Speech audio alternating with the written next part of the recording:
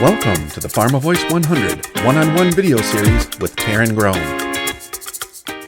Craig, congratulations on being named to the 2020 PharmaVOICE 100. Thank you very much, Taryn.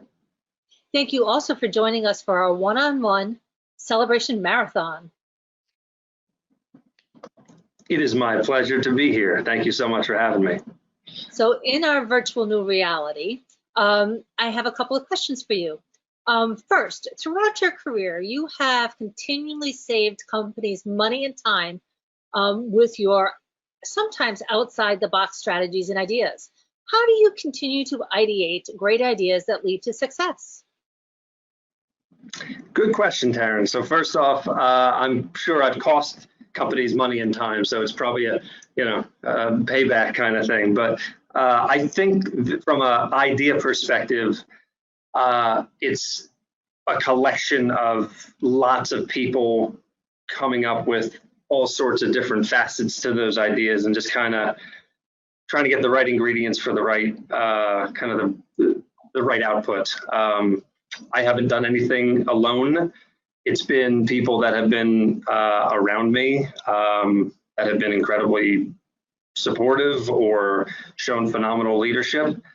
The ideas that we have going forward, there's no shortage of problems to solve, and there's no shortage of solutions for those problems. We don't know if they'll work or not. We just have to be willing to try, essentially. That's what it really comes down to for me, is just stop doing lots of thinking and let's start taking more action. We've done a lot of thinking over the years. I think it's time for more and more action on that. But it still comes down to a lot of people.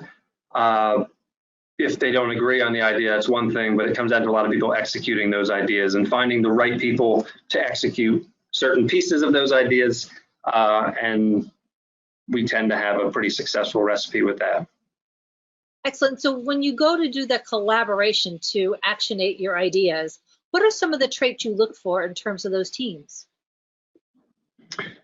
I try and find what could be the rate limiter or the things that are really going to keep us from implementing something. Maybe there's a great idea that has a technical component that's really going to be the thing we need to solve for. So try and go and find the people that have most passion about that and are most knowledgeable about that to see if we can actually get over that hurdle. Other pieces that might be at risk, or perhaps we're using a smaller vendor, maybe we need to find some sort of creative way to write a contract or to fund the vendor relative to the solution so that they actually have operating capital to do the work that they're actually good at. And we had previously found that risk with something financial, and we kind of addressed that. Having nothing to do with running clinical trials, is sort of a biz ops kind of thing. But really what it comes down to is we're just trying to find the best people that know the most in a certain area. We're not trying to fit square pegs in round holes. We're really trying to have a kind of a lock and key fit to solving things and not just throwing money or resources at a particular problem. Excellent. It comes across that, people really matter to you. And as such, I understand that you are a mentor and you have been mentored. So what are some of those lessons learned from those experiences?